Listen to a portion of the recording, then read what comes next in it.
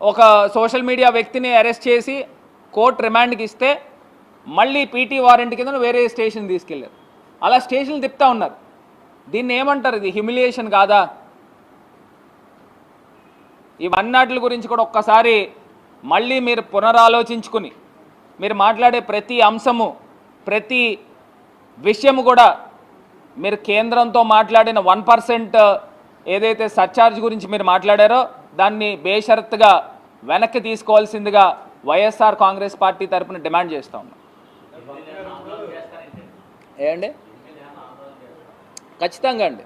ఇప్పుడు మేము పార్టీ ప్రకారంగా పార్టీ అధ్యక్షులు వారు ఇచ్చిన దీని లైన్ బేస్ చేసుకుని ఖచ్చితంగా ప్రజల పక్షాన్ని నుంచుని ప్రజల పక్షాన్ని పోరాటం చేయాలి. ఇప్పుడు నేను ఒకటే అన్నాను, స్మార్ట్ మీటర్ల గురించి గతంలో ఏం చెప్పారండి? ఇదే చంద్రబాబు నాయుడు గారు ఉరితాళ్ళు అన్నారు.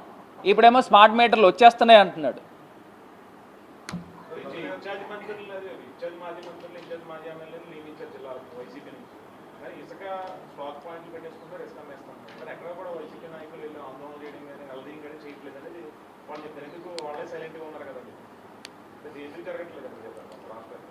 అదే అండి, ఇప్పుడు కేసులు చూశారు కదా ఏ రకంగా కడతా ఉన్నారు. కేసులకు భయపడే వ్యక్తులు ఏం కాదండి.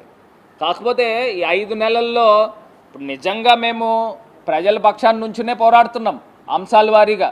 ఖచ్చితంగా రానున్న రోజుల్లో అందరం కూడా కలిసికట్టుగా వెళ్ళి వీళ్ళు ఏదైతే అక్రమాలు చేస్తూ ఉన్నారో దానిపైన నిలదీసే కార్యక్రమం చేస్తాం.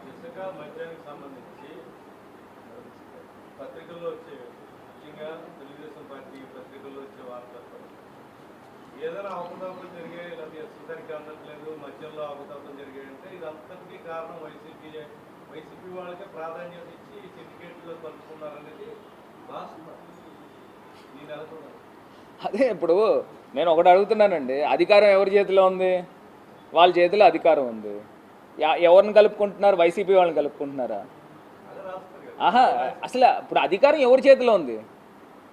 వైసీపీ వాళ్ళని కలుపుకోవాల్సిన దౌర్భాగ్య పని వాళ్ళకి ఎందుకు? ఒకవేళ వాళ్ళు తినేయాలని అనుకుంటే ఏదో రకంగా తీసుకొచ్చి బురద అంటించాలా మా పైన? ఒకవేళ నిజంగా ఎవరైనా మా తాలూకా ఇలాంటి సూడో నాయకులు ఉంటే వాళ్ళందరినీ ఏరియాలి.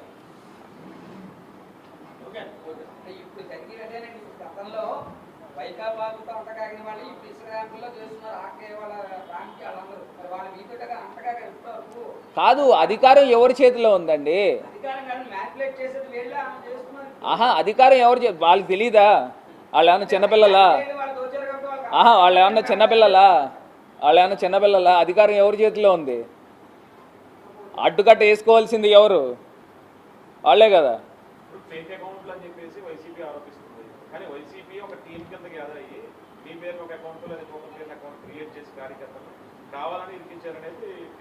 కాదండి, అక్కడ ఉన్న పోలీస్ ఆఫీసర్ కూడా ఆయన క్లియర్గా ఒక అంశం తీసుకుని వచ్చాడు. అతని పేరు కూడా అసభ్యకరమైన పోస్ట్ పెట్టిన అతను పేరు కూడా ఉంది. అతని పేరు ఆయన పేరు కూడా మెన్షన్ చేశారు, ఇందులో లేదు. ఆ పేరు కూడా అతను Telugu Desam sympathiser, Telugu Desam party sympathiser అతను.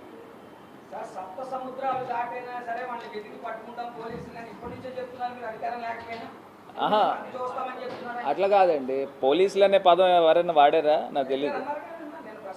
అంటే పోలీసులు అనే పదం ఎత్తారా? అట్లా కాదు, పోలీస్ అనే పదం ఎత్తారా? ఎక్కడ? నేనైతే వినలా.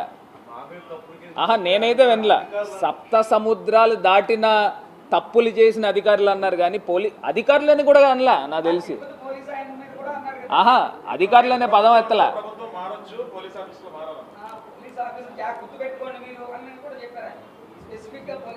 ఇప్పుడు మీరు సప్త సముద్రాల గురించి మాట్లాడిన దానికి తిరుపతి మాట్లాడిన దానికి సంబంధం లేదు. ఆయన తిరుపతి పోస్టింగ్ అయిన అతను మళ్ళీ నేను బ్యాక్కి తెలంగాణ వెళ్ళిపోతాను కదా అని అనుకోవచ్చు. అనుకున్నా కానీ తప్పులు జరిగితే వెనక్కి తీసుకొస్తామనే పదం మాట్లాడు. సప్త సముద్రాలు అనేది ఏ వ్యక్తిని లేకపోతే ఏ డిపార్ట్మెంట్ని ఉద్దేశించి మాట్లాడలే, తప్పులు చేసిన వాళ్ళని గురించి మాట్లాడు.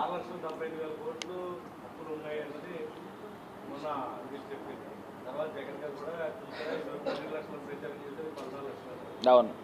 చంద్రబాబు గారు రీసెంట్గా మళ్ళీ దాదాపుగా 10 లక్షల వస్తువులు అయితే ఉన్నాయని ఆయన అంటారు. ఏది కరెక్ట్? ఇప్పుడు అలా కాదండి, అసెంబ్లీలో బడ్జెట్ ప్రవేశపెడతారు, ఆ బడ్జెట్లోనే అసెట్స్, లైబిలిటీస్, బారోయింగ్స్ ఇవన్నీ వచ్చేస్తాయి. ఇప్పుడు అందులోనే 6,74,000 కోట్లు వాళ్ళే మెన్షన్ చేసుకున్నారు, వాళ్ళే బడ్జెట్లో పెట్టుకున్నారు. అప్పుడు ఏది నిజము? బయటకు వచ్చి అలా చెప్పారు. మరి చంద్రబాబు నాయుడు గారు తప్పు మాట్లాడుతున్నారు, అబద్ధాలు మాట్లాడుతున్నారు. మరి ఇంత దారుణంగా అబద్ధాలు మాట్లాడచ్చా? రాష్ట్ర ప్రజలకి తప్పుదోవ పట్టించచ్చా అని అడుగుతా ఉన్నాం.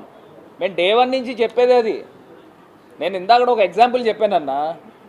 ఇప్పుడు ఇంగ్లీష్లో ఒక ప్రోవర్బ్ లాంటిది, హ్యాంగ్ హిమ్ నాట్ దగ్గర కామా పెట్టి లీవ్ హిమ్ అంటే ఆయన్ని ఉరి తీయద్దు, వదిలేయండి అని. కామా ఎక్కడ పెట్టారంటే హ్యాంగ్ హిమ్ దగ్గర పెట్టారు. Hang him not leave him అంటే ఉరి తీసేయండి, ఉరి తీసేయండి, వదలొద్దని. అంటే ఎంత తేడా ఉంది అంటే చంద్రబాబు నాయుడు గారు మాట్లాడితే అబద్ధాన్ని నిజం చేస్తున్నారు, నిజాన్ని అబద్ధం చేస్తున్నారు. చంద్రబాబు గారు కూడా చెప్పేది ఎవరో జోక్యం చేసుకోకండి, ఇసుక మధ్యలో అని చెప్తున్నారు. కింద జరుగుతుంది. అదేనండి, ఇప్పుడు ఆయన వరకు ఆయన పార్టీని ఆయన పార్టీని కరెక్ట్లో పెట్టుకుంటున్నారండి. ఆ మచ్చలంతా తీసుకెళ్ళి వాళ్ళ ఎమ్మెల్యేల మీద తోస్తున్నారు. అంటే నెక్స్ట్ ఎమ్మెల్యేలు మారుస్తారు. వైఎస్ఆర్సీపీ అవకతవకలు పాల్పడిన తప్పని గాజువాక ఎమ్మెల్యే ఈరోజు అసెంబ్లీ చర్చించారు. అనర్హులకి 5 లక్షల రూపాయలు చొప్పున వసూలు చేశారని చెప్పారు. ఆకే కేటాయించారు, అర్హులకి కేటాయించలేదు. ఈరోజు చర్చ జరిగింది. కానీ నేను ఒకటే చెప్తున్నానన్న, ఇప్పుడు అధికారము మీ చేతిలో ఉంది. అధికారం మీ చేతిలో ఉన్నప్పుడు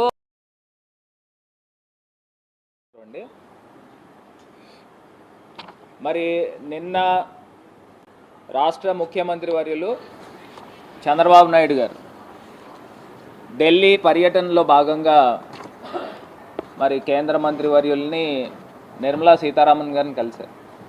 కలిసిన దాంట్లో ఆయన ఒక కొత్త ప్రపోజల్ పెట్టాడు.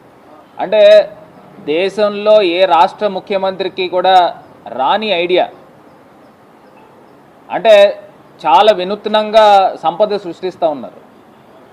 ఆయన చెప్తా ఉన్నాడు కదా, నేను సంపద సృష్టించి ప్రజలకి సంక్షేమ పథకాలు ఇస్తానని. మరి బహుశా 1% అదనంగా మరి ఆయన సర్ఛార్జ్ అంటే జిఎస్టీ పైన సర్ఛార్జ్ పెట్టుకునేదానికి వెసులుబాటు కల్పించండి అని సాక్షాత్తు ఫినాన్స్ మినిస్టర్ గారిని మరి చంద్రబాబు నాయుడు గారు ఢిల్లీలో కోరడం జరిగింది. మరి సంపద సృష్టించడం అంటే ఇదేనండి. అంటే సామాన్య ప్రజలు, సగటున సామాన్య ప్రజలు ఆంధ్రప్రదేశ్ రాష్ట్రంలో, కేవలం ఇది ఒకటే రాష్ట్రం, దేశంలో ఏ రాష్ట్రం కాదు, ఆంధ్రప్రదేశ్ రాష్ట్రంలో ఏది కొన్నా కానీ 1% అదనంగా ట్యాక్స్ కట్టాలన్నమాట. ఇప్పటికే నిత్య